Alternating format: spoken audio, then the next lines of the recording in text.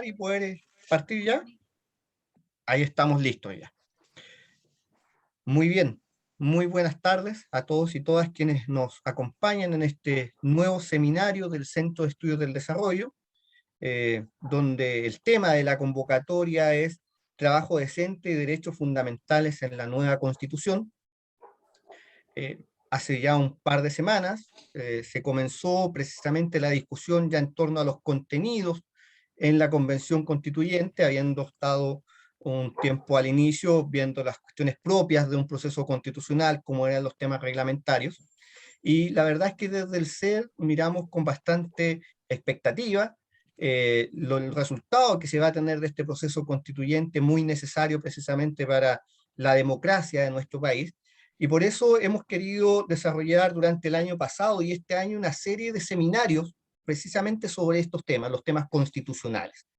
Durante esta instancia hemos abordado distintas materias, desde la parte de los derechos, hemos hablado de seguridad social, del derecho a la salud, en materia institucional hemos hablado sobre tipo de gobierno, justicia constitucional, descentralización, han sido algunos de los temas que hemos abordado en el CER. A principio de este año presentamos un libro, Diálogos Constitucionales, propuestas para un nuevo pacto social en Chile, precisamente para contribuir con los contenidos de este proceso. En diciembre presentaremos un nuevo libro también que va a recoger parte importante de los seminarios que realizamos durante los meses anteriores, con más contenidos focalizados en la parte institucional.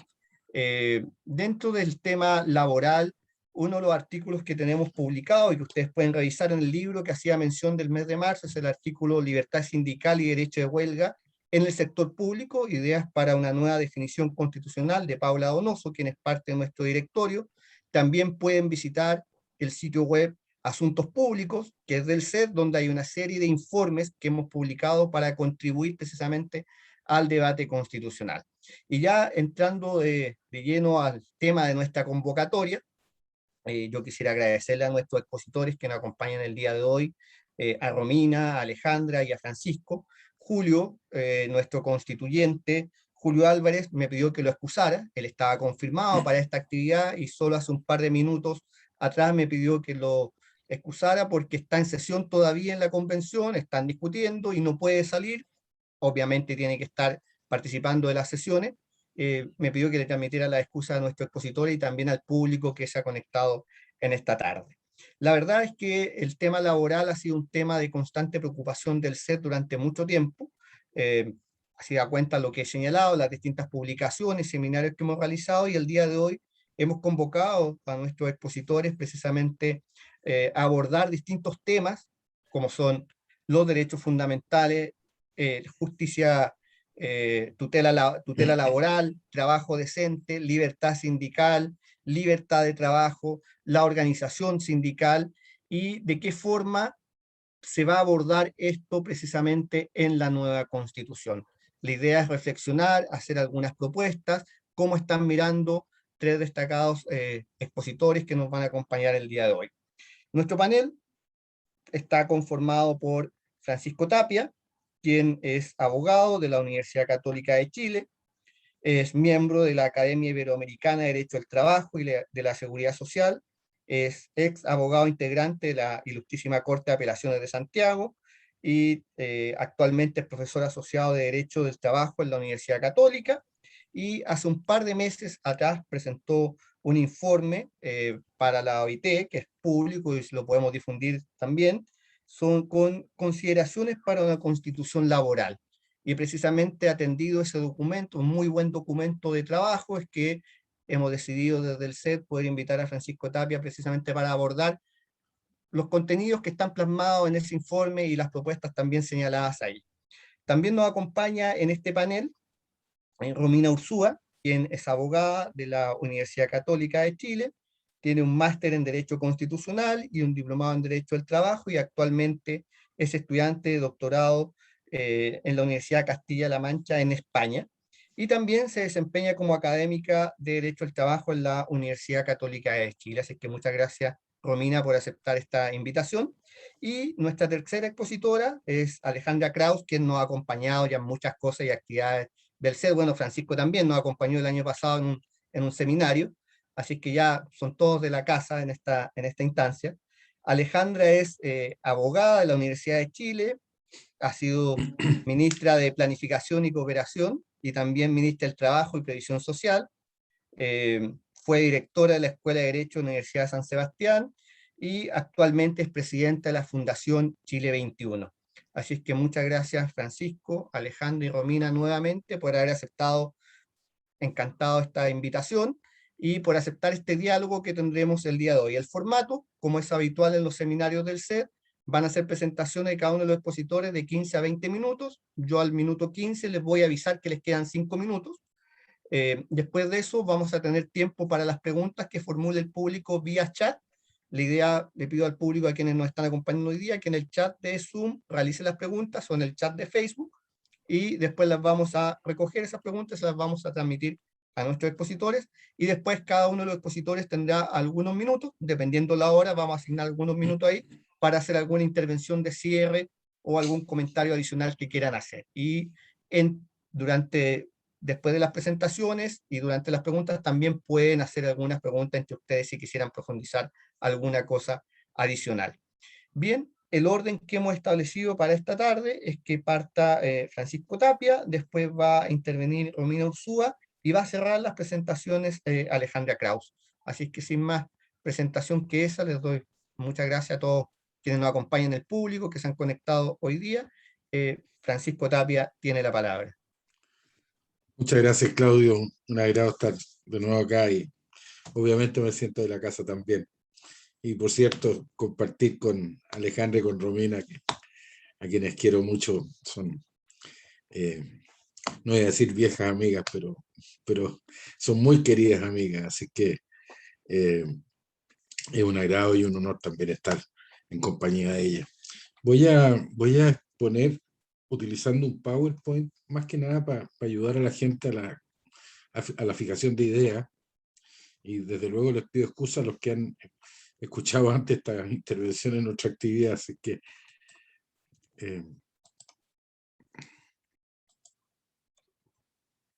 ahí estamos.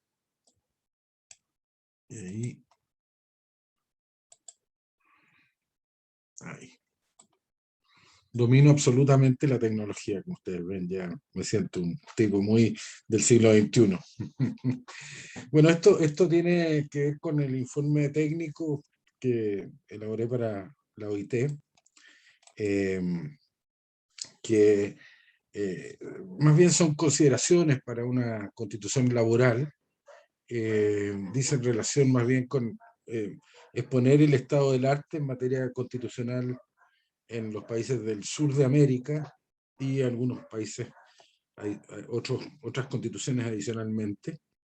Pero básicamente es colocar a disposición desde luego, los mandantes de la OIT, empleadores, trabajadores y gobierno, Estado, estos elementos para el debate. Por lo tanto, tiene por una parte tiene un enfoque más bien descriptivo, y por la otra hay proposiciones concretas sobre la base ya ahí de la opinión del autor.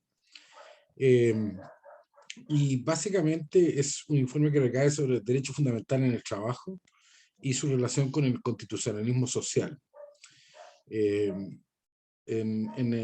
Teniendo presente que el desafío es la construcción, me parece a mí, de un Estado constitucional, social y democrático de derecho.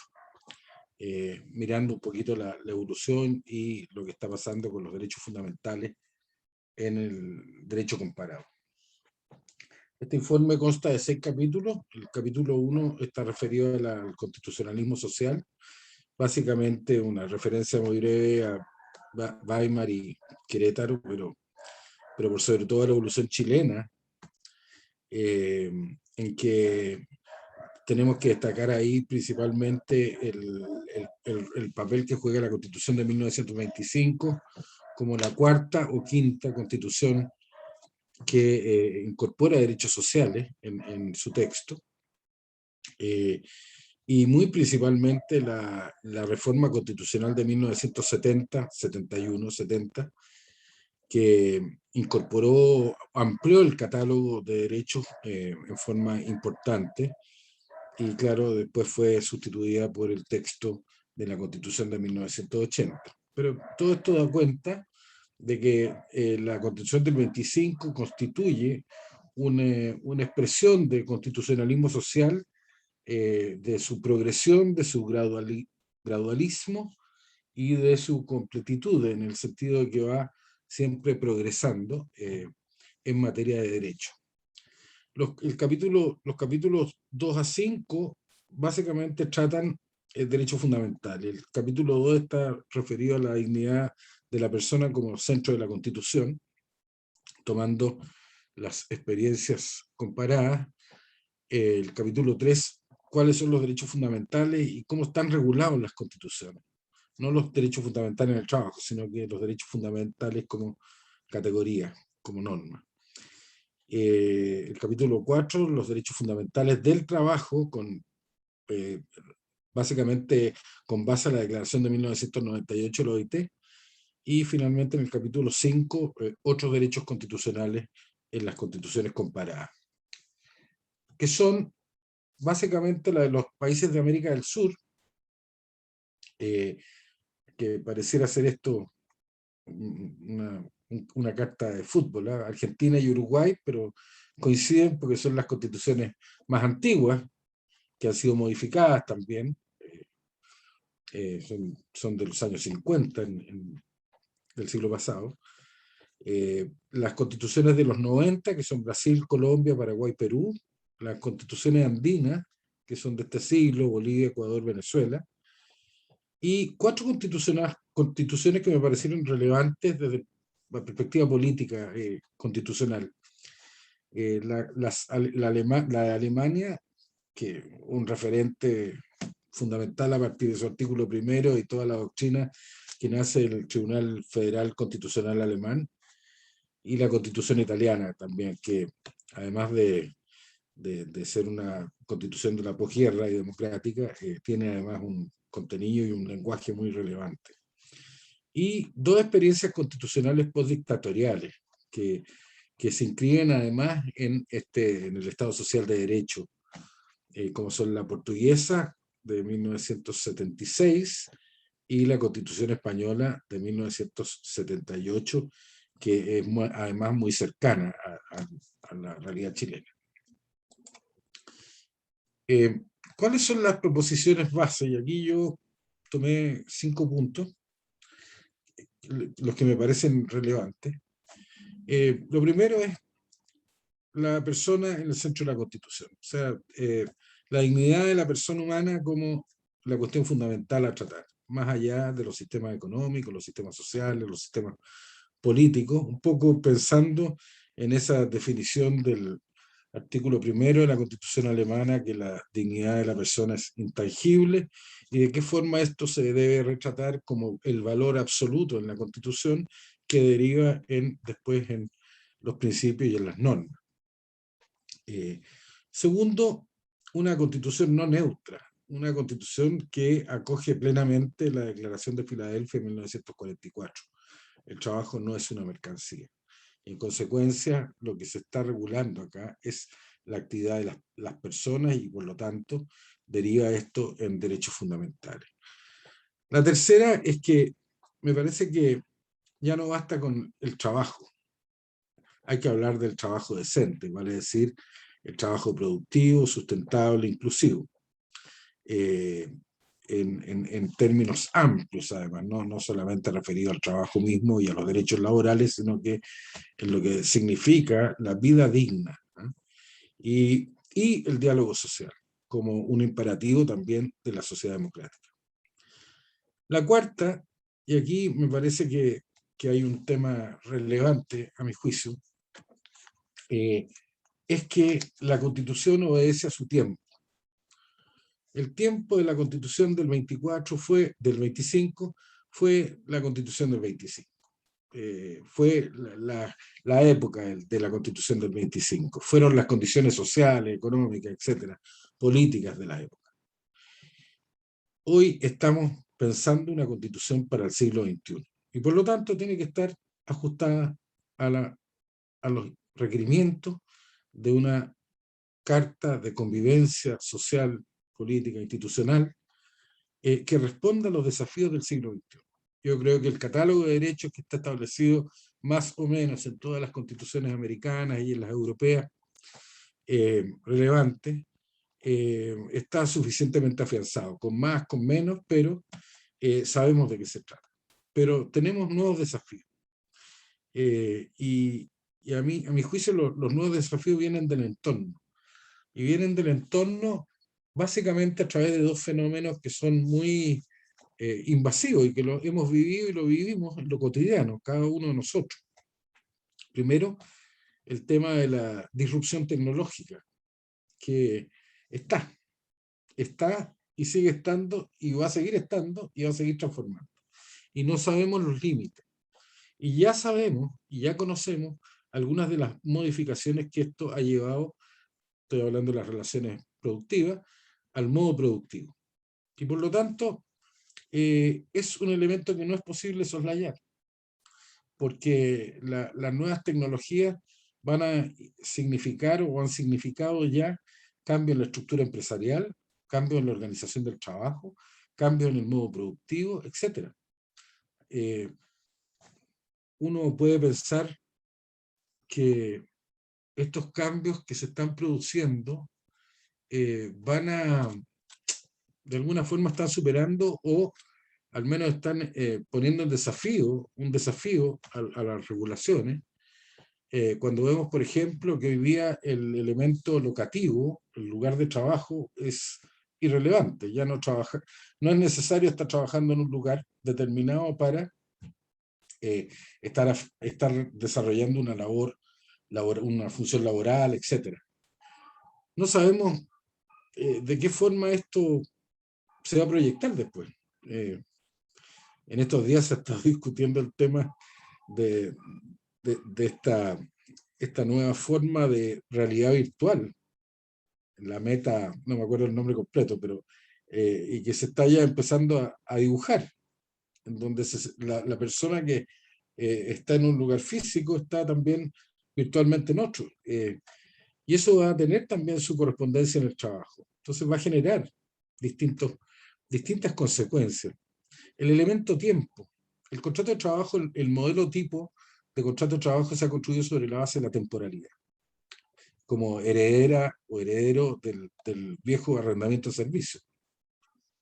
Hoy día las nuevas formas de organización del trabajo están llevando a la ejecución de obras. Eso significa tiempos muertos, eso va a tener efecto en las remuneraciones, va a tener efecto también en la exclusividad o no exclusividad en la dependencia laboral. Si los cambios son tan profundos, vamos a tener también esta probable paso reiterado entre la dependencia y la autonomía. Ya lo estamos viendo. Puede ser un trabajador dependiente que va a estar trabajando también autónomamente. Entonces, eso va a significar además de que hoy día el objeto de la protección constitucional debe ser el trabajo. No solamente el trabajo dependiente, como parece desprenderse de las constituciones en términos generales. Hay muy pocas constituciones, por lo menos las americanas, me parece que dos de ellas nomás que hacen alguna referencia al trabajo autónomo.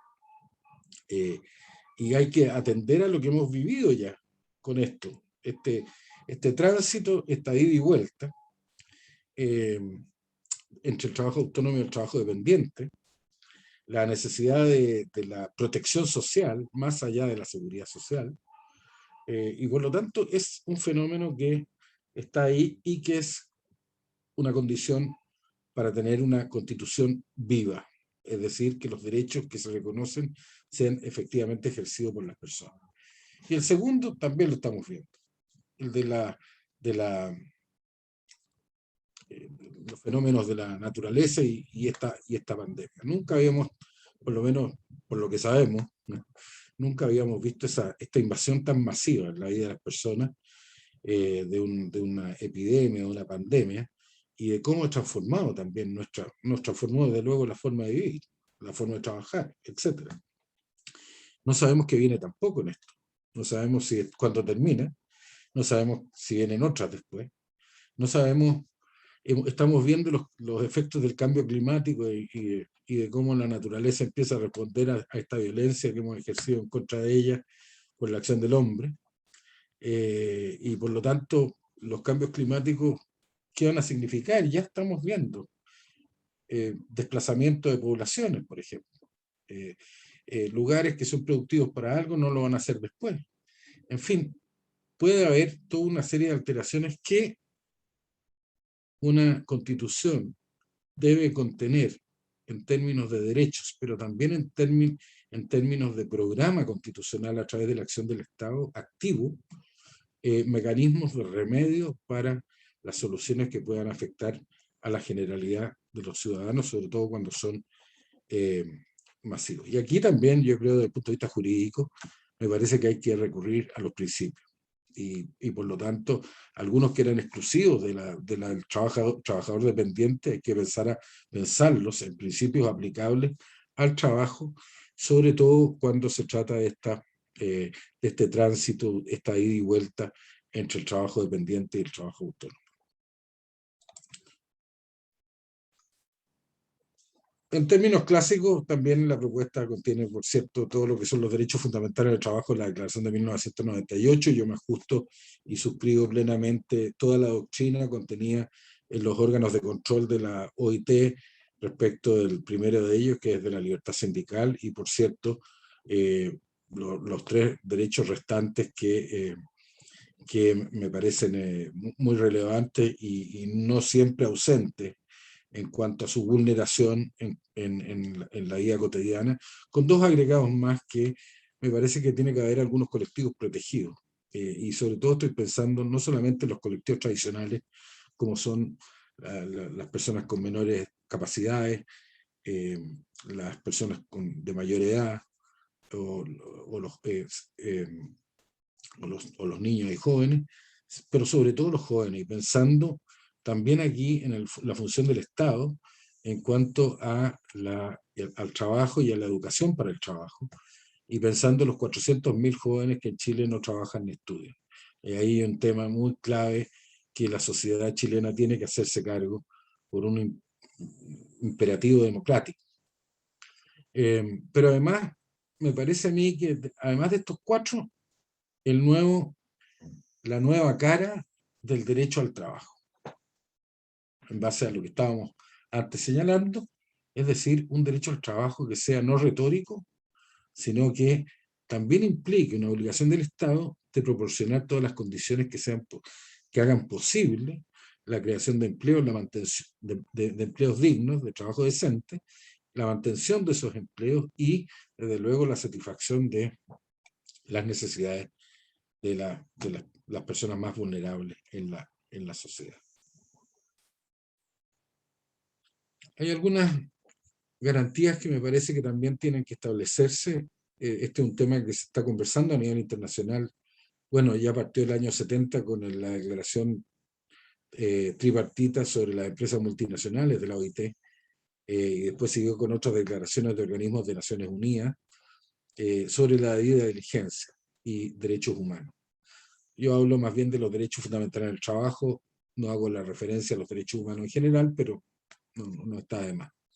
Y esto significa que el Estado debe establecer políticas de prevención en el cumplimiento de los derechos fundamentales.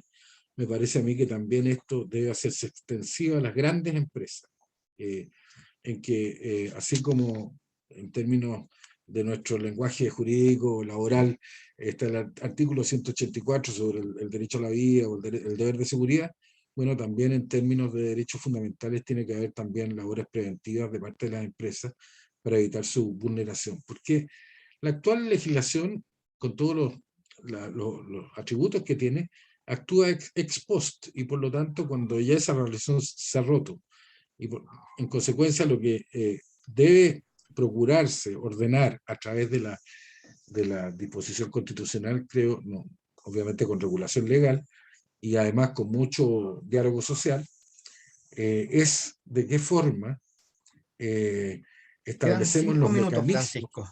gracias, los mecanismos para prevenir las vulneraciones de los derechos fundamentales en el trabajo.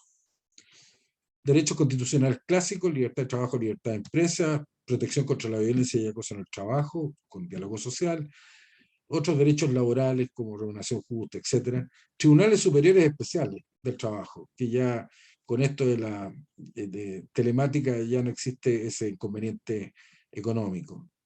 Y, por cierto, el reforzamiento de las inspecciones del trabajo, reconocimiento pleno de los derechos de los funcionarios públicos con mecanismo de solución, participación de los trabajadores en las empresas públicas. Esto ya está en la ley, pero es distinto que está en la Constitución.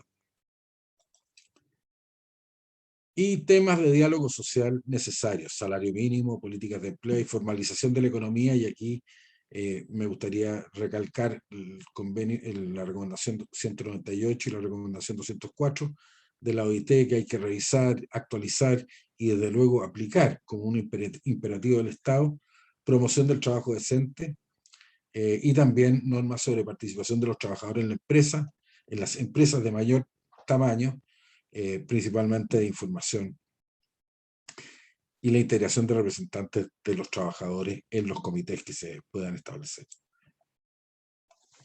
Últimas 2 diapositivas. Creo que tenemos una gran oportunidad. Este es un proceso que nace de la voluntad popular. Es una oportunidad para un diálogo político, un diálogo social sano, limpio, pluralista, de respeto a los demás, recordando lo que dice la Declaración de Derechos Humanos y todas sus normas, que tienen que ser nuestra conducta permanente.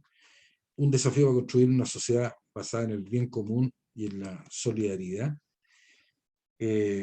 Una constitución que represente los más altos grados posibles de consenso social y político, en donde todos quepan, nadie debe estar excluido.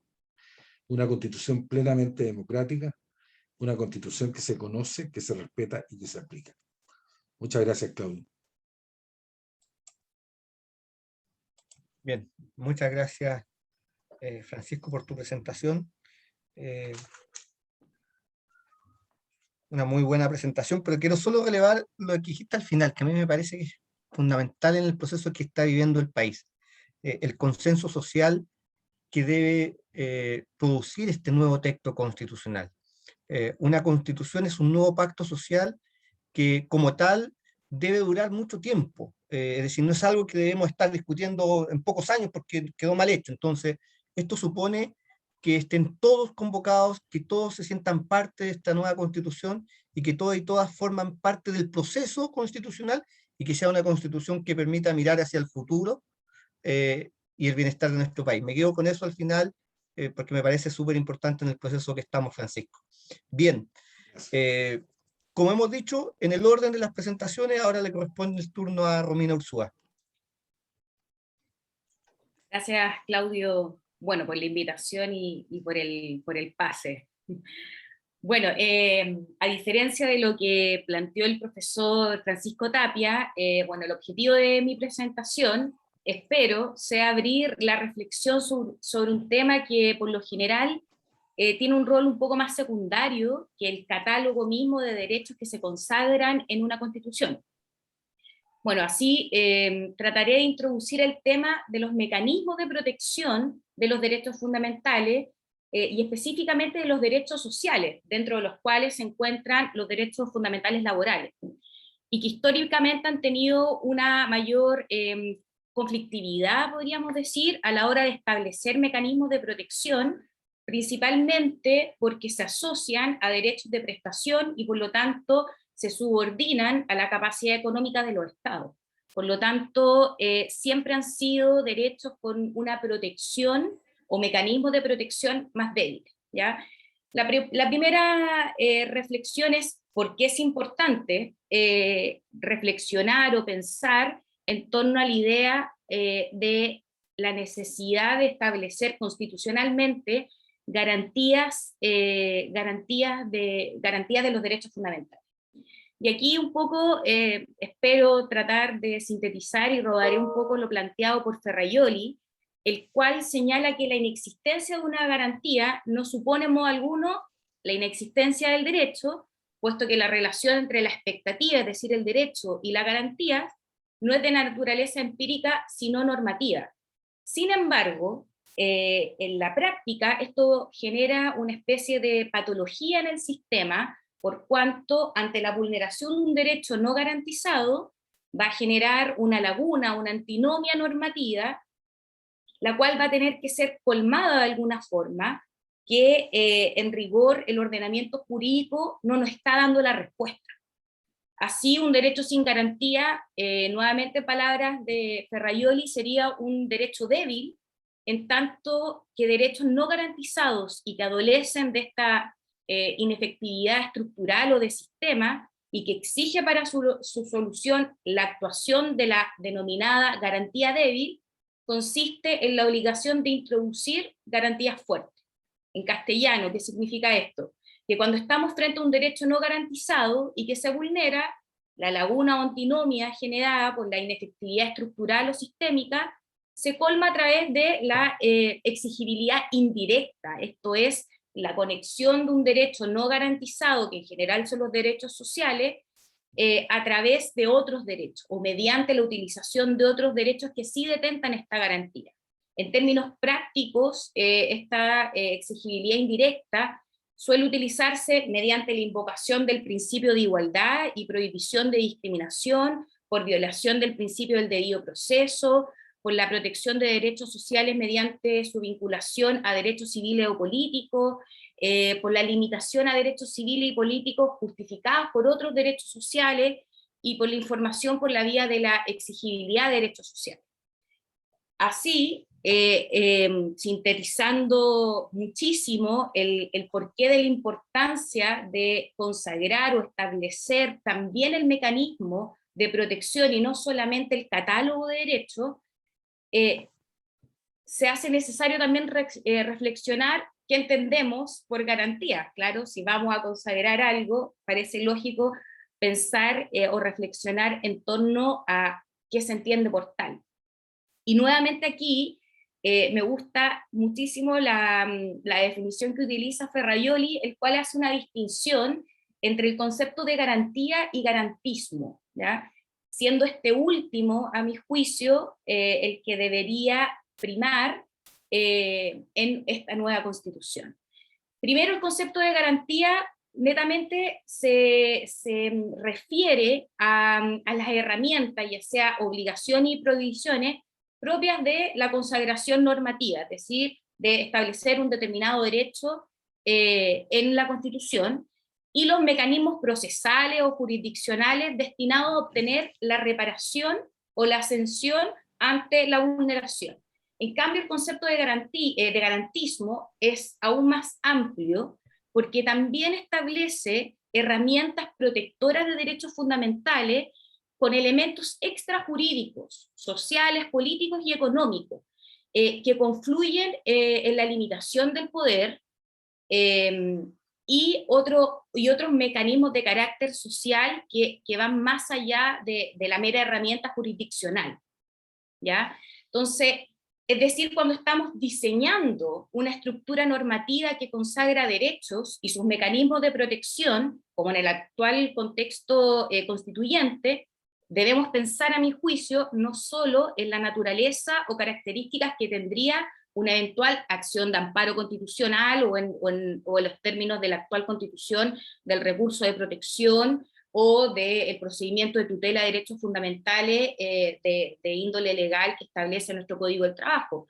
sino que también debemos reflexionar sobre todo el haz de garantías protectoras de derechos fundamentales, como es la consagración de un Estado de Derecho, o aquel con limitaciones claras y potentes al poder, el principio de separación de poderes, el principio de la legalidad, un Estado democrático, o aquel con participación, pluralismo político y con derecho a participación, un Estado social, o el deber de actuación positiva del Estado y reconocimiento de la incidencia que sobre los derechos pueden tener los poderes sociales, el principio de legalidad, procedimientos especiales en reforma constitucional, garantías de control y fiscalización, entendiendo por tal como los instrumentos parlamentarios encaminados a supervisar la incidencia que en la esfera de los derechos fundamentales y las libertades públicas tiene la actividad de los entes administrativos, garantías de interpretación, tal como señaló el profesor Tapia, es decir, mecanismos presentes en el derecho destinados a garantizar dicha interpretación, ya sea a través de principios o de elementos rectores como la dignidad humana. Y claramente las garantías judiciales, ya sean ordinarias o constitucionales, y garantías internacionales que en el ámbito latinoamericano quizás no tiene la misma incidencia que en Europa, pero claramente tiene un rol importante, ya sea en la protección de derechos fundamentales como en la interpretación en el derecho interno. Entonces, en este contexto, es decir, en este entendido de lo que podemos entender como garantía de los derechos fundamentales o de garantismo de los derechos fundamentales, y cómo tenemos que empezar a estructurar esta nueva carta fundamental, desde la lógica del derecho del trabajo y del trabajo decente, la discusión en torno a las garantías, a mi juicio, debería centrarse en la regulación de ciertos mínimos. ¿Cuáles son para mí estos mínimos que se los planteo a la audiencia? Primero, la consagración de un Estado social y democrático de derecho. La consagración de mecanismos de fiscalización y limitación de poderes públicos y privados, las materias exclusivas de ley, los mecanismos de reforma constitucional, los órganos mandatados a interpretar y fiscalizar la legislación laboral y de seguridad social o de protección social, la consagración positiva de institutos básicos del derecho del trabajo, es decir, derecho a sindicalización, huelga, negociación colectiva. ¿Y por qué hago énfasis en positiva? Porque nuestra actual constitución, por lo menos el derecho a huelga, lo consagra negativamente. Además, como señaló el profesor Tapia, el derecho o protección al trabajo, la protección social, más allá de la seguridad social, y entre otros derechos laborales. La consagración constitucional de derechos fundamentales inespecíficos, es decir, estos derechos fundamentales aplicables a todas las personas, pero que tienen una especial incidencia en lo laboral, como la no discriminación, como incluso el derecho a la salud, sobre todo ahora en el contexto de COVID, la privacidad, etc. Sobre todo ahora en el contexto de la utilización de plataformas digitales, parece aún más difuso los límites de lo público y lo privado. También dentro de este concepto amplio de garantía, la consagración de principios rectores que deberían orientar u obligar al aplicador del derecho en su labor interpretativa, tal como la dignidad, el principio protector, la no discriminación, la irrenunciabilidad de los derechos laborales, los derechos fundamentales como límites de la actuación estatal y privada, entre otros principios. También regular los mecanismos jurisdiccionales, sin duda, constitucionales de protección de derechos, con énfasis en la prevención. Probablemente vamos a tener que repensar y reestructurar el mecanismo que actualmente nuestra Constitución consagra, principalmente el recurso de protección y todo lo relativo a, por ejemplo, a aquellos mecanismos que están en manos del Tribunal Constitucional actualmente, como la inaplicabilidad o la inconstitucionalidad, los recursos.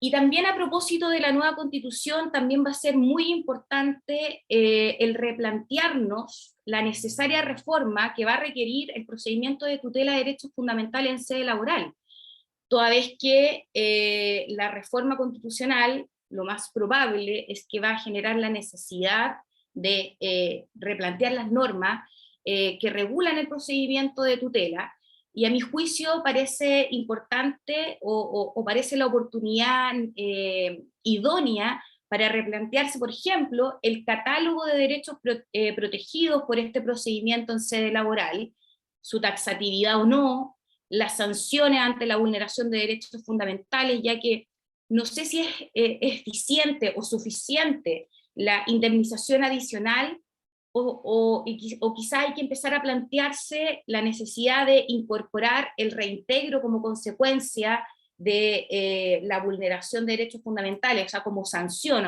aunque no es sanción. los mecanismos de solución de conflictos entre derechos fundamentales que establece el procedimiento. El actual 485 del Código del Trabajo enuncia la proporcionalidad como un mecanismo de solución de derechos fundamentales, pero lo enuncia de una forma un tanto confusa, toda vez que habla del actuar fuera de las facultades del empleador. Entonces ahí se generan problemas técnicos a la hora de aplicar el principio de proporcionalidad en los términos que este está pensado, además de existir ciertas normas que no tienen las características de principio en los términos de Alexis, que probablemente el mecanismo idóneo de solución de ese conflicto normativo no va a ser la proporcionalidad, sino netamente un mecanismo de subsunción. Entonces, probablemente hay que replantearse desde la perspectiva técnica cómo va a ser los mecanismos de solución de conflictos de derecho que va a establecer el procedimiento de tutela de derechos fundamentales en sede laboral. O simplemente dejar abierto y que sea el aplicador del derecho quien decida conforme a los derechos en pugna. Los recursos, también va a ser una discusión interesante, establecer si es necesario en la realidad chilena, donde no tenemos órganos colegiados, tribunales laborales colegiados, tal vez va a ser interesante o se va a generar la discusión en torno a la necesidad de la incorporación de revisión, ya sea apelación, etcétera, y un sinnúmero de elementos procesales que a propósito de la reforma constitucional va a ser importante revisar en torno al procedimiento de tutela de derechos fundamentales. Entonces, ya terminando y para no caer en reiteraciones, quisiera abrir el debate en cuanto a la necesidad de establecer constitucionalmente las garantías de los derechos fundamentales, entendidas estas en términos amplios, ¿ya? Es decir, la estructura de la nueva Constitución va a tener que tener elementos políticos, económicos, culturales, que estén pensados, diseñados en torno a la protección de los derechos fundamentales. Y con ello, claramente, la protección de los derechos fundamentales de los trabajadores en el contexto laboral, que cada vez, tal como lo planteó el profesor, es cada vez más dúctil, cambiante, y por lo tanto tenemos que tener una constitución en ese sentido mucho más robusta, para que esa adecuación sea mucho más fácil y mucho más pertinente en la evolución de la propia realidad laboral. Eso. Muy bien, muchas gracias, Romina, por tu presentación, y realzando al final la necesidad de una constitución más robusta que permita efectivamente garantizar adecuadamente los derechos laborales y no necesariamente garantizarlo de forma, este mecanismo indirecto que muchas veces se utiliza. Así que un punto bien importante ahí en la presentación. Bueno, como señalábamos, después de la presentación de Francisco y Romina, vienen las palabras de Alejandra Kraus. Alejandra, está silenciada. Es bueno que me silencien por momento. Pero bueno, agradecerte, Claudio, a ti y al CED esta invitación, y sin duda, como señalaba el profesor Francisco Tapia, un honor también para mí compartir este espacio con él, sin duda, y Romina, tremendamente enriquecedor tu presentación. Yo tengo ciertas, digamos, apreciaciones personales probablemente que surgen desde el ejercicio práctico digamos, de la defensa de los trabajadores o de la litis en el ámbito laboral respecto a lo que tú planteabas, así que, pero riquísimo, confieso.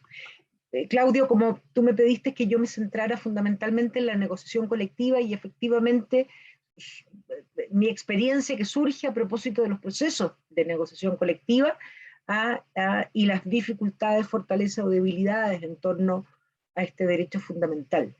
Y es así que centraré en eso fundamentalmente en mi presentación.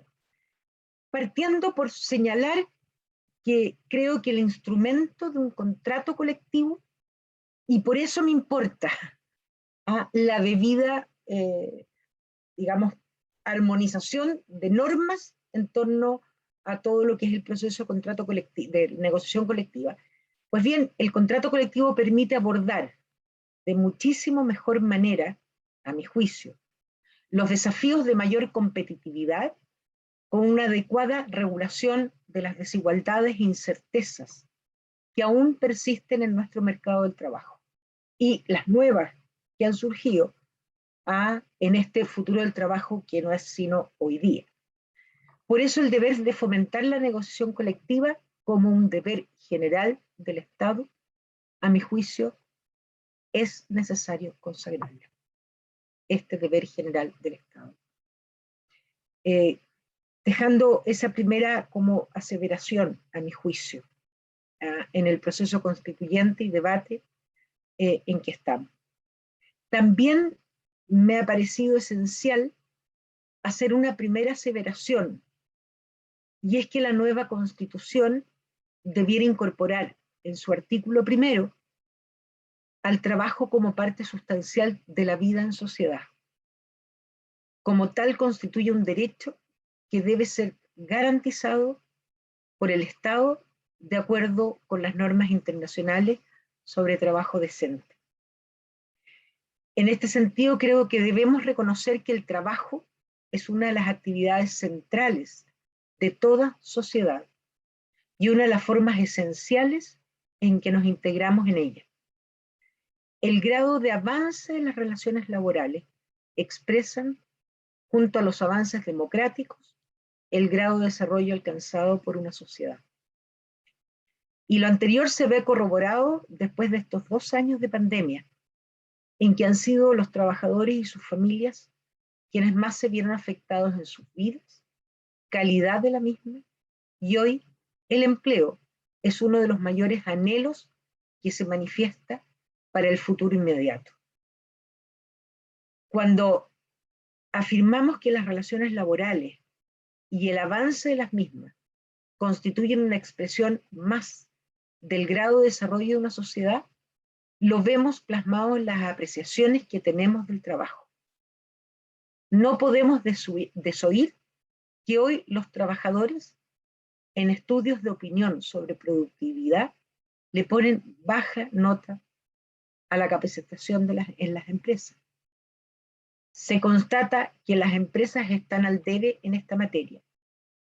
Me pareció importantísimo recoger estos estudios de opinión, porque yo soy de aquellas que creo que la concreción de derechos fundamentales, más allá de solo un catálogo, y lo que se plasma en la nueva Constitución representa los principios y valores que para una época determinada, como ciudadanía, como personas, hemos querido valorar.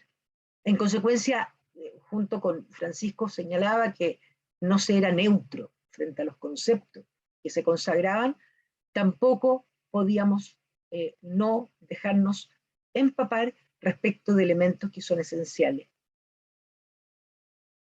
En este sentido, también se constata que las empresas en materia de capacitación y en otras se encuentran al debe. Fíjense que un sondeo de ADECO, que incluyó a más de 1000 personas a nivel nacional, mostró que solo la mitad de los consultados se siente valorado por su empresa, mientras que el grupo restante señaló no sentirse valorado o solo a veces. Es decir, prácticamente la totalidad de los trabajadores al interior de la empresa se sienten que no son valorados. También la medición arrojó que casi el 70% de los trabajadores ha pedido mayor flexibilidad en su puesto de trabajo como consecuencia de la pandemia sanitaria. En esto debo necesariamente destacar que 1 de cada 4 personas en el país declara haber sido maltratada. Y esto ocurre principalmente en el lugar de trabajo, cerca del 40%, del 38%, 37,7% para ser absolutamente precisa. Se trata de una submuestra de la CACEN que se realizó en mayo pasado. El 28% de los trabajadores menciona que tuvo o tiene un empleo que no les permite compatibilizar su vida familiar y o social. En tanto, el 40,2% reconoció que sufre del fenómeno de doble presencia, es decir, piensa mucho o bastante en tareas domésticas y o familiares, mientras trabaja de manera remunerada. Esta situación se presenta en un 50,4% cuando son las mujeres, y se les mide y se les pide su opinión, y en los hombres un tercio. En relación con la inseguridad económica que percibe la ciudadanía, el 73,9% de las personas dice que tienen vulnerabilidad para cubrir sus necesidades básicas frente a la pérdida de ingresos de alguno de los miembros de su hogar. El 51,4% se siente desprotegido financieramente en el caso de problemas graves de salud. Y el 18,5% de la población enfrenta la incapacidad de financiar las necesidades básicas sin recurrir al uso de créditos o préstamos. Todas estas dimensiones impactan en la vida de las personas. Por eso es de extraordinaria importancia este concepto de la centralidad del trabajo. Con esto me estoy refiriendo a la calidad de vida, una adecuada organización entre trabajo y vida personal, satisfacción de las necesidades, respecto de los derechos humanos en el ámbito laboral, derecho al trabajo como parte de los derechos esenciales, trabajo justo, digno y decente, dignidad del trabajo. Tenemos que relevar su aporte a la creación de la riqueza colectiva, por oposición a su consideración como mercancía. Lo señalaba también el profesor Tapia. Y derechos a la organización sindical, negociación colectiva y huelga. Creo que el instrumento de un contrato colectivo permite abordar, tal como les señalé, cada uno de los desafíos que tenemos como sociedad y sin duda, de mejor manera, los desafíos al interior de la empresa. Cuando pedimos mayor competitividad, lo lograremos con una adecuada regulación de las desigualdades e incertezas que persisten. Y por eso reitero lo que señalé al comienzo. En esta dimensión debemos fomentar la negociación colectiva como un deber general del Estado. Y eso debe quedar consagrado en la nueva Constitución. Algo se refirió Romina, pero la negociación colectiva consagrada en la actual Constitución, a propósito del artículo 19, señala en el artículo 19, en su numeral 16, la negociación colectiva con la empresa, garantía, digamos, asegura a las personas, la negociación colectiva con la empresa en que laboren es un derecho de los trabajadores. Ahí empezamos con la discusión acerca de la titularidad sindical. No pueden, y como señalaba Romina, en sentido negativo, no pueden declararse en huelga los funcionarios del Estado ni las municipalidades. El derecho a sindicarse en los casos y forma que señala la ley, vale decir, acotadísimo, acotadísimo. En este sentido, si ustedes me preguntan qué modificaría, agregaría o eliminaría de la actual Constitución en estas materias, a mi juicio no se trata de modificar algunos aspectos, agregarle otros o eliminar algunos de ellos. La Constitución es relevante para toda la sociedad, sobre la cual debe cimentarse la legitimidad de todo sistema político. Y como consecuencia de ello debe ser coherente y responder a la idea de sociedad, de la dignidad de la persona humana y su consecuente concreción en reconocimientos de derechos fundamentales en una época determinada. El derecho al trabajo debe ser considerado conforme al espíritu de la Constitución y como tal se traducirá en mandatos expresos para todos. Esa es su trascendencia. Cabe señalar que doctrinariamente el derecho consagrado en la actual Constitución está limitado a la garantía de la libertad de trabajo, que faculta a toda persona buscar, obtener, practicar o ejercer o desempeñar cualquier actividad remunerada, profesión u oficio lícito. Está enmarcada en las prohibiciones: prohibir la huelga en el sector público, establecer cuáles son las empresas sin derecho a huelga. Este negativismo, como muy bien señalaba Romina, sin señalar expresamente que la huelga es un derecho, lo que sin duda a mi juicio debiera cambiarse. Por eso no se trata de modificar algunos aspectos, agregar otros o eliminar algunos de ellos. Debe recoger este derecho de carácter fundamental y hacerlo coherente con las demás materias que se aborden como principios rectores, recogiendo esencialmente el principio esencial del derecho del trabajo, que es su aspecto tutelar. ¿Cierto? Con los nuevos desafíos. Francisco fue, digamos, en su presentación, en su trabajo, enriqueció mucho y entregó muchas luces sobre el futuro del trabajo. Yo sin duda creo que este aspecto tutelar irrenunciable en abordando los nuevos desafíos del trabajo de hoy día.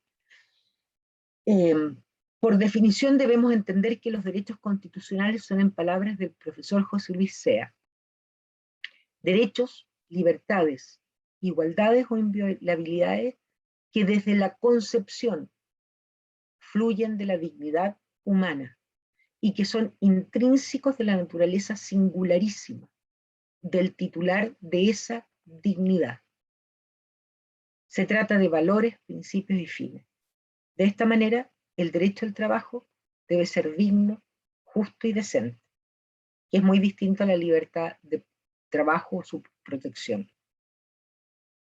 En síntesis, es fundamental que hombres y mujeres tengan oportunidad de conseguir un empleo productivo en condiciones de libertad, igualdad, seguridad y dignidad humana. Y específicamente en materia de negociación colectiva, el derecho de los trabajadores a formar sindicatos y a desarrollar negociación colectiva y realizar la huelga al nivel que decida la organización sindical, este derecho debe estar presente también en el Estado. Está la libertad de asociación y la libertad sindical, el derecho de los trabajadores sin distinción alguna a constituirse o afiliarse a las organizaciones de su elección. Ningún trabajador puede ser obligado a afiliarse de una organización sindical.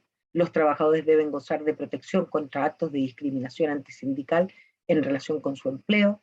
Las organizaciones de trabajadores tienen derecho a redactar su normativa interna, a elegir a sus representantes, a organizar su administración y actividades y a formular sus programas. Cada uno de estos elementos los recogía en principios muy bien Romina.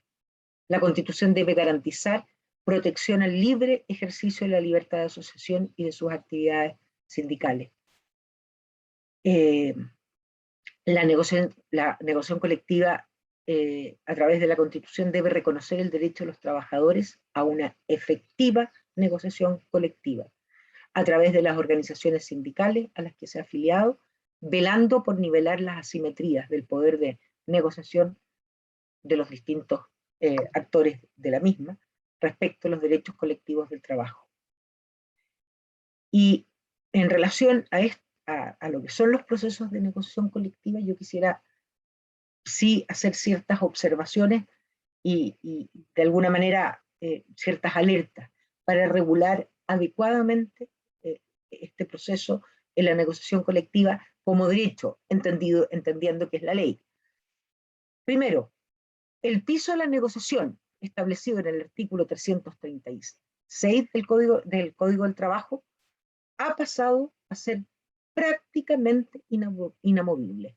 Creímos que protegíamos adecuadamente los derechos y beneficios obtenidos en proceso de negociación anterior a través de la regulación en la ley 20.940, sin embargo, en la práctica se han transformado en inamovibles. Asimismo, la circunstancia que no se encuentre considerado la reajustabilidad pactada, lo dice expresamente el artículo 336. Quedan 5 minutos, Alejandra. Perfecto, como piso hay que, significa que en los procesos de negociación colectiva, los trabajadores, la organización sindical, deben optar entre mantener el reajuste o mantener el piso. Una de las grandes debilidades de nuestro ordenamiento jurídico es la falta de titularidad en la negociación por parte de la organización sindical. Entendemos, creemos que hay que fortalecer la organización sindical. En consecuencia, la titularidad de la negociación, a mi juicio, deberá reconocerse, que no es sino darle realidad también a convenios internacionales, a convenios de la OIT.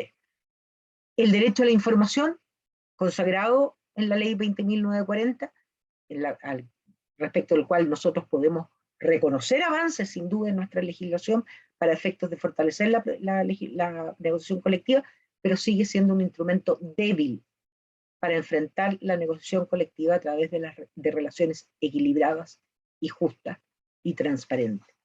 Las prácticas antisindicales siguen siendo insuficientes, la sanción de las mismas.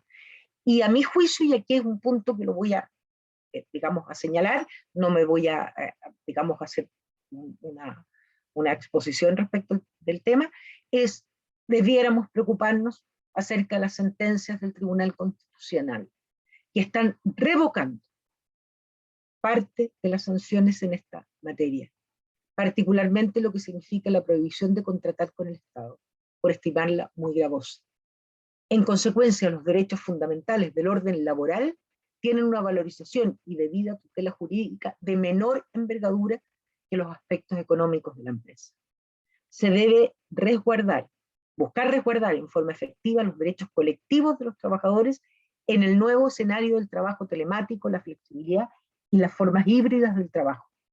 El cambio tecnológico requerirá plantear una nueva estrategia de desarrollo tendiente a nuevas formas de organizar la producción y el trabajo, más igualitaria. Y esto lo señalaron particularmente Francisco, debe ser recogido en forma adecuada en la nueva Constitución.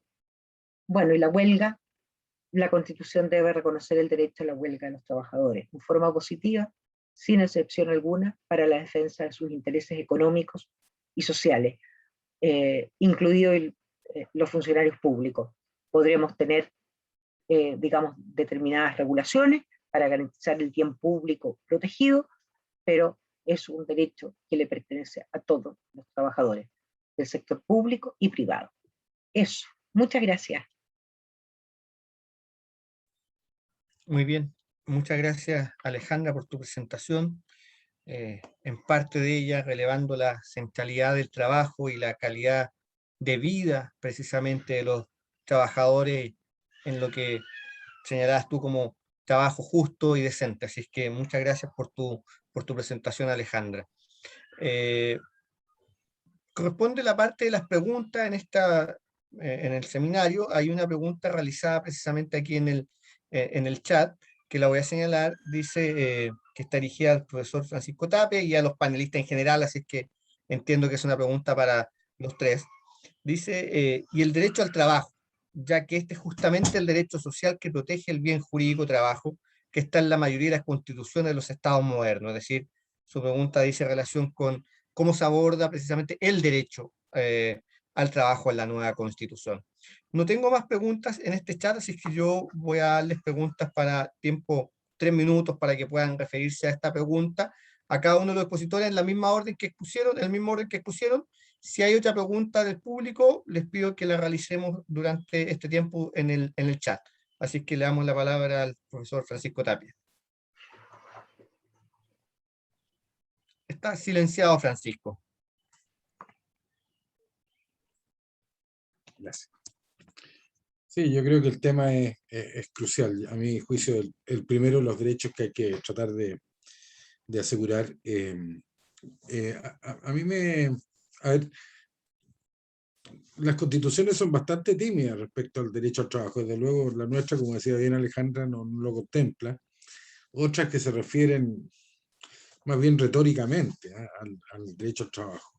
A mí me gusta mucho la Constitución española, que a la vez que establece en un capítulo las garantías o derechos fundamentales, en otro lado establece los principios fundamentales, y ahí está establecida la obligación del Estado.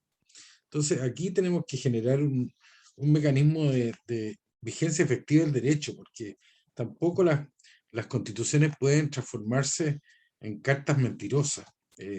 Si ustedes revisan la Constitución, las constituciones más recientes, son una declaración de principios maravillosa, igual que las leyes, pero su cumplimiento es nulo.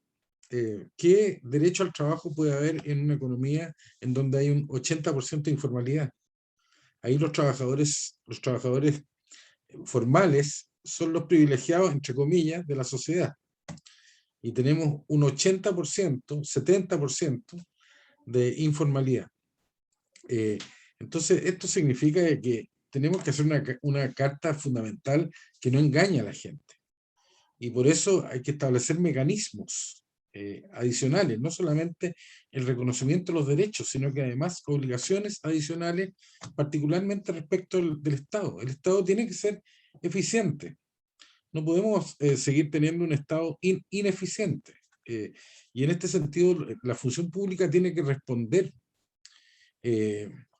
Y, por cierto, establecer los mecanismos adecuados de control democrático.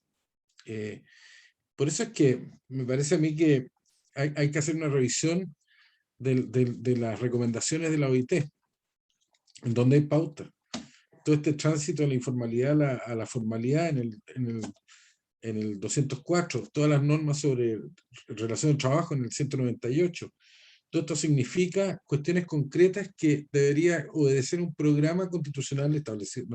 No digo que la Constitución establezca el programa de las medidas, pero sí de las obligaciones del Estado y las formas de control, en el sentido de que el Estado esté cumpliendo con su función. El Estado es los derechos fundamentales o las personas son el fundamento del Estado. Existe el Estado porque existimos nosotros. Y en consecuencia, ese Estado tiene que ser también, debe estar al servicio de los derechos fundamentales. Por eso que creo que hay que establecer la doble vía. Por un lado, el derecho, y por otro lado, como decía la Romina, las garantías.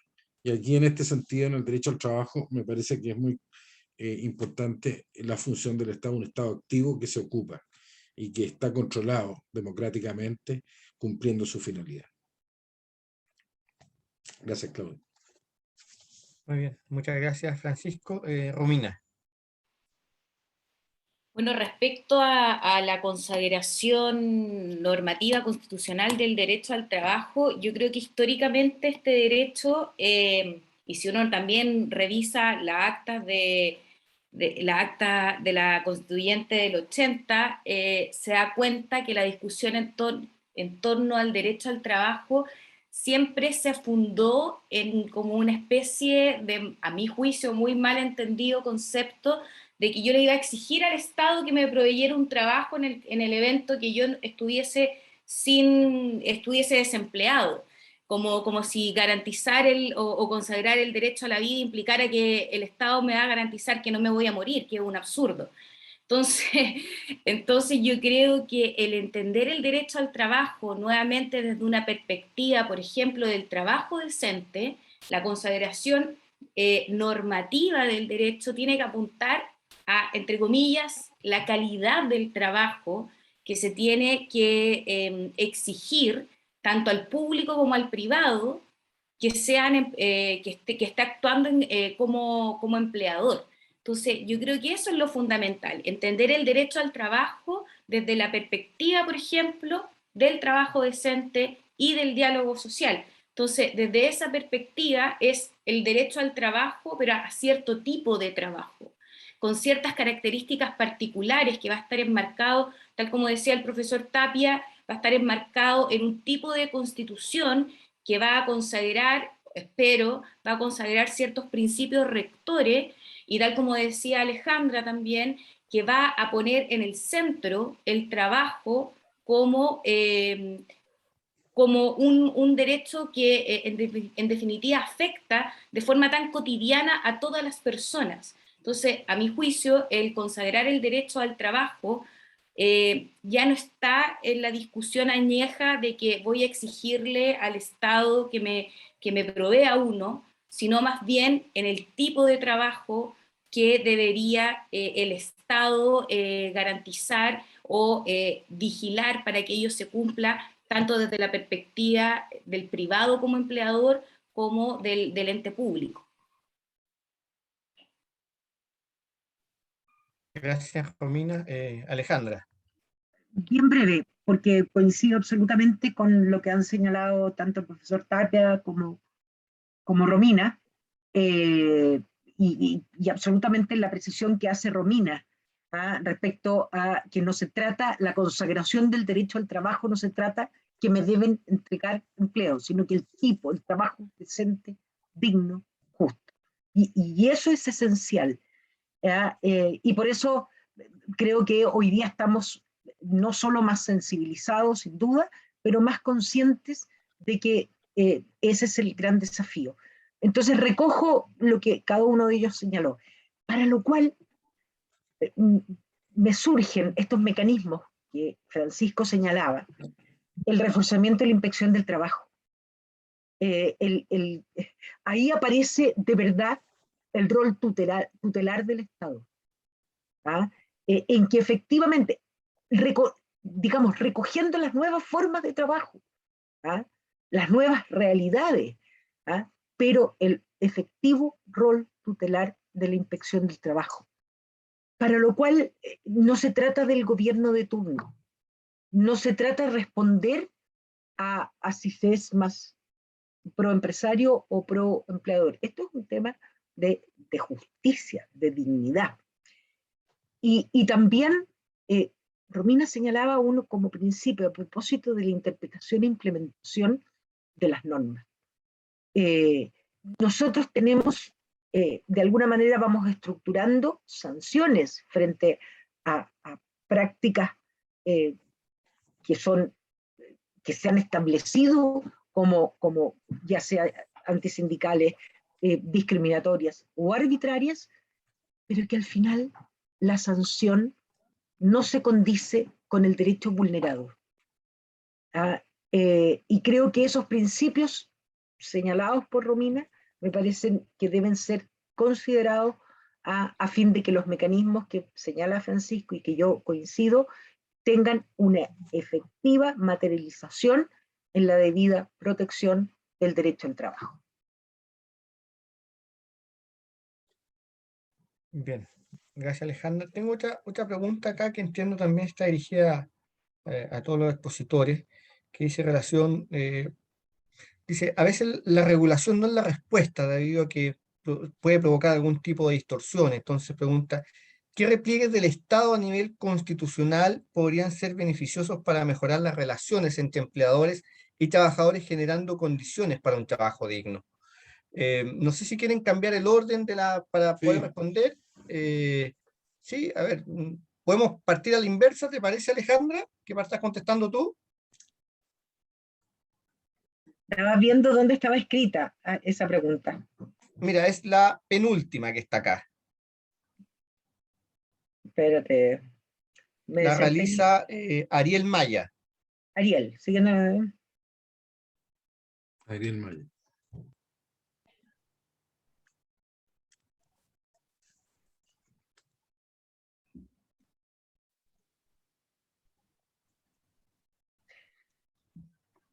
A ver, yo personalmente creo que eh, las relaciones entre empleadores y trabajadores no dependen necesariamente de la existencia o no existencia de una regulación determinada. Supone una voluntad, una política corporativa al interior de la empresa, al interior del servicio público, que suponga colocar esto que señalaba Francisco, al centro a la persona. Cuando uno tiene como política corporativa al centro de la persona, a sus trabajadores, las relaciones laborales, cualquiera sea la normativa, van a transitar por caminos armoniosos, donde el trabajador va a entender la riqueza y cómo aporta la generación del capital, y el empleador va a entender la necesaria, digamos, lo que necesita del trabajador para generar esa riqueza. Esa es mi experiencia. Entonces no tiene que ser, pero un Estado democrático y social de derechos, como lo señalaron, tiene que establecer mínimos. Entonces, No se trata que todos vamos a ser buenos, o porque hoy, esta semana me fue bien, yo le voy a dar, o le voy a reconocer que trabajó más horas. No, nosotros, como un Estado social, democrático y de derecho, que colocamos a la persona, tenemos que establecer mínimos respecto a los cuales en todos los ámbitos, debemos suscribir este pacto social. Y, y Francisco creo que señalaba mucho, y yo creo fundamentalmente, el diálogo social. El diálogo social supone estamentos de encuentro donde necesariamente podemos transitar hacia y generar estas mejores y mayores relaciones considerando las realidades de cada empresa, de cada trabajador. Y solo para finalizar como un dato, el año pasado, creo que aproximadamente octubre, se realizó un estudio por la empresa Ann Holster, encargado por una asociación de directores de las grandes empresas, donde se constata el desconocimiento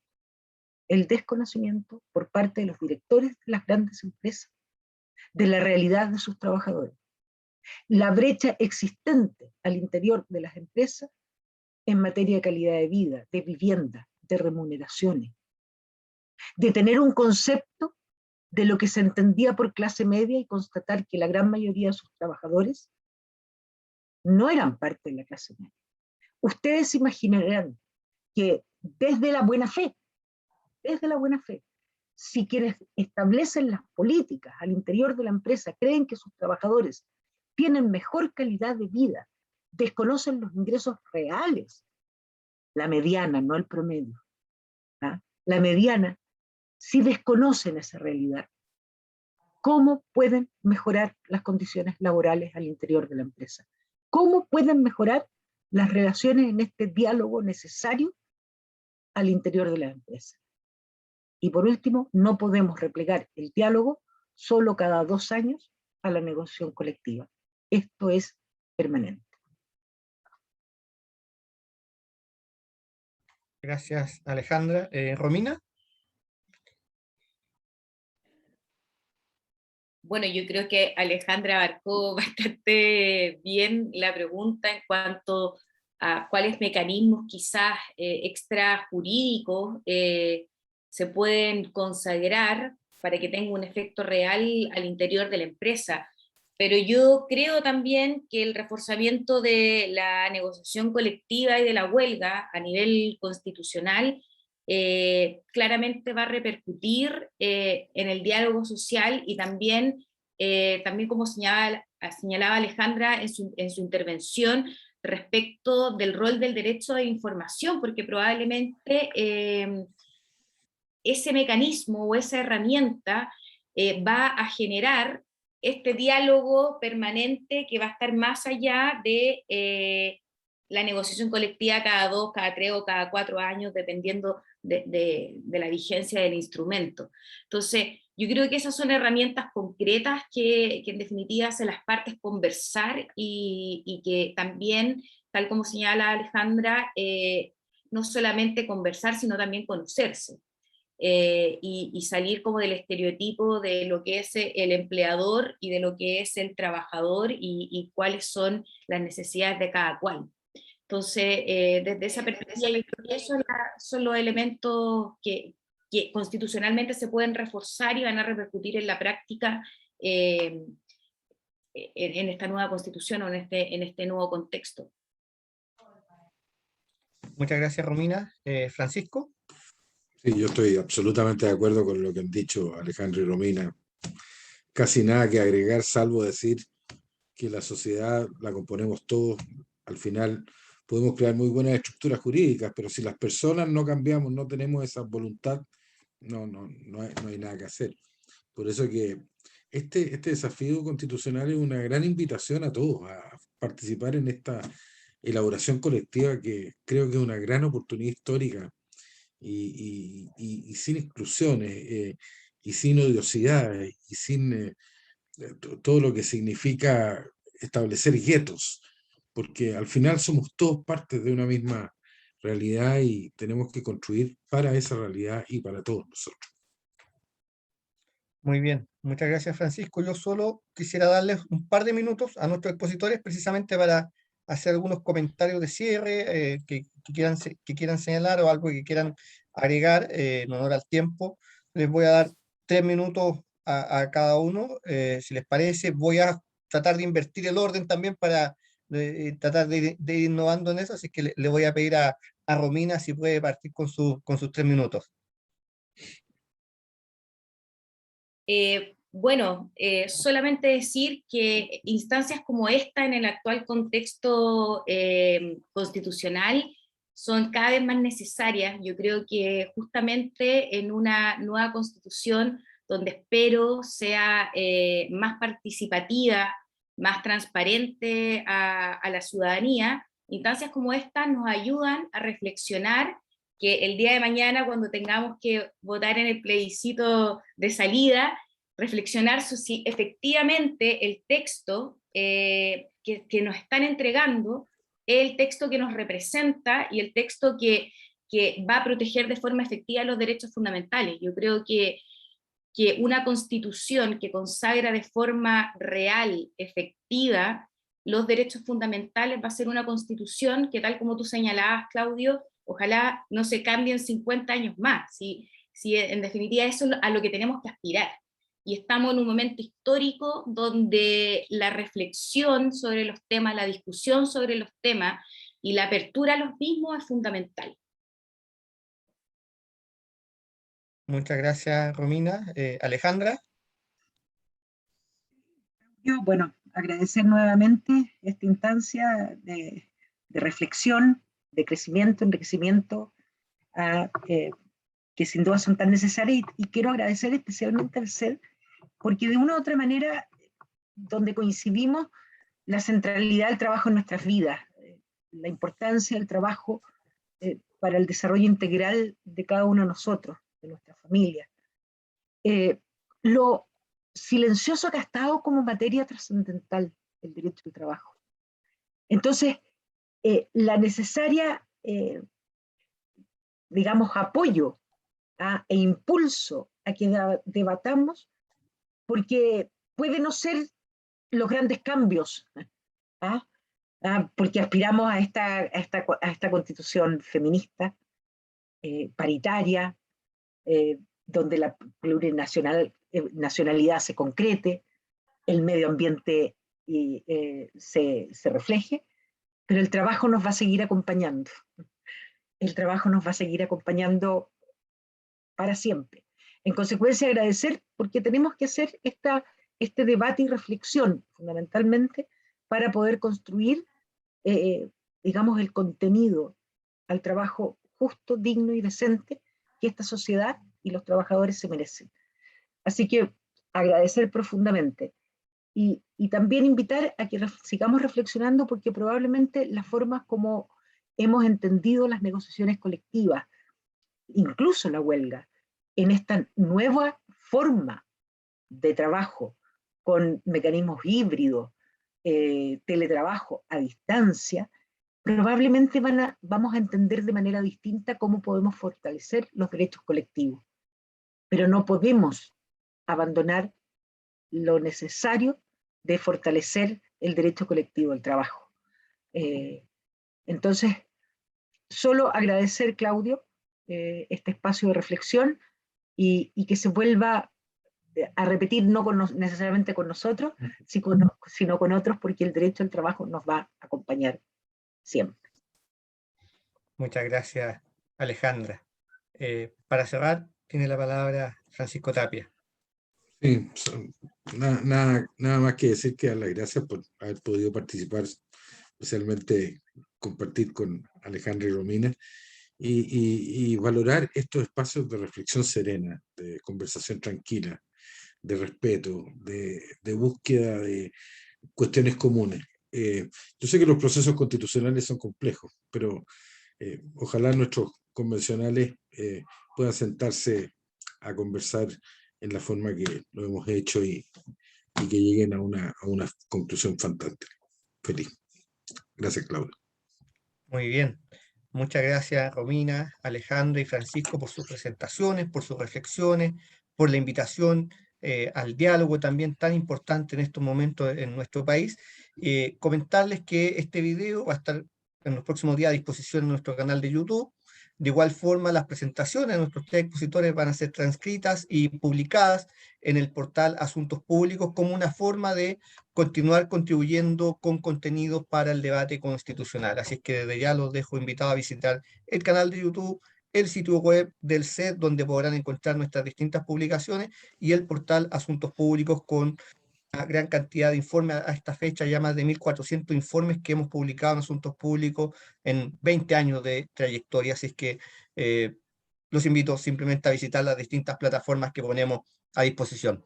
Muchas gracias a todos y todas quienes nos han acompañado. Nuevamente, gracias Francisco, Alejandra y Romina, y nos veremos en una próxima convocatoria del CED en esta misma dinámica de diálogos constitucionales. Que tengan una muy buena tarde. Muchas gracias. Feliz tarde, feliz Chao, semana. Chao, Alejandra. adiós. Chao, Romina. Chao.